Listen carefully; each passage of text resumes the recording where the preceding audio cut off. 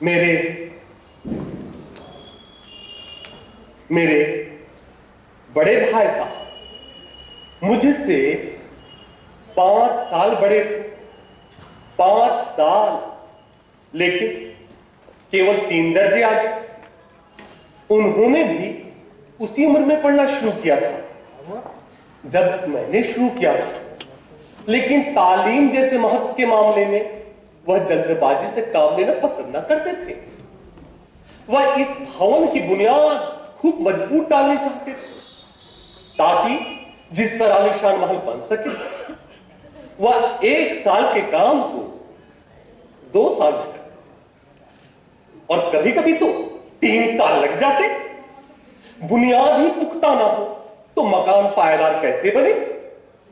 वह बड़े थे, मैं छोटा था।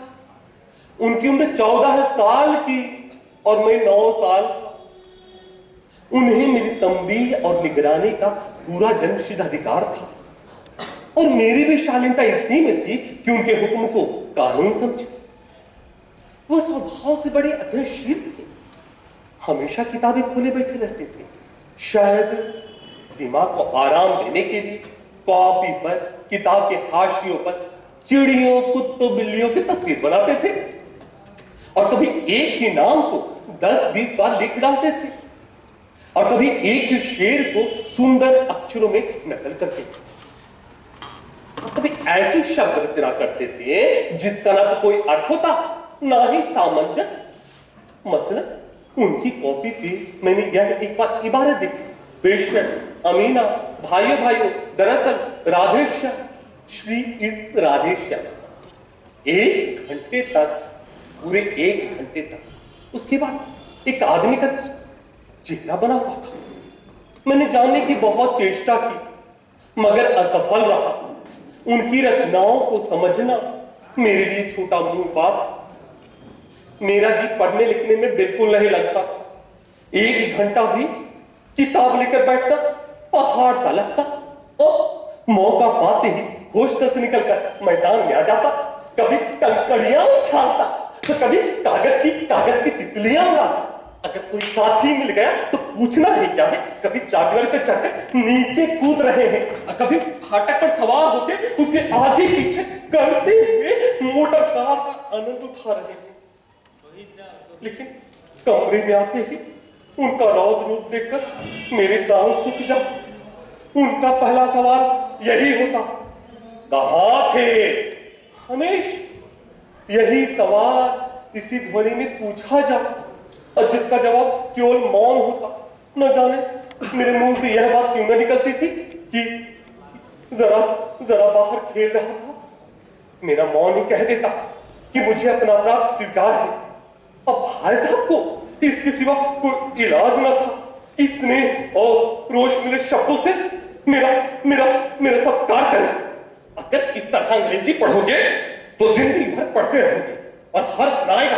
अंग्रेजी पढ़ना कोई हंसी खेल नहीं है कि जो चाहे पढ़ ले, नहीं तो आयरा गहरा नत्थु कहरा सभी अंग्रेजी के विद्वान हो जाते हैं। आंखें फोड़नी पड़ती है, आंखें और खून जलाना पड़ता है, तब कहीं जाके विद्या आती है क्या? कहने भर पहुंचाती। यहां बड़े बड़े विद्वान शुद्ध अंग्रेजी नहीं लिख सकते तो बोलना तो दूर की बात। मैं कहता हूं कि तुम कितने बड़े घोंगा। मुझे देखकर सबक लेते, यह रोज हॉकी क्रिकेट के मैच होते।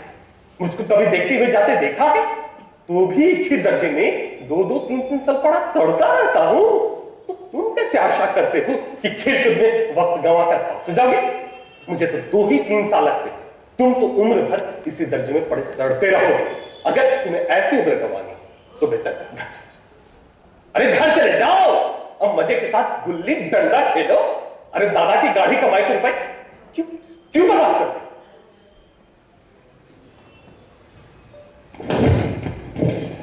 मैं ये लताड़ सुनकर आंसू बहाने लगा। जवाब ही क्या था? अपराध मैंने किया तो लताड़ कौन सा है?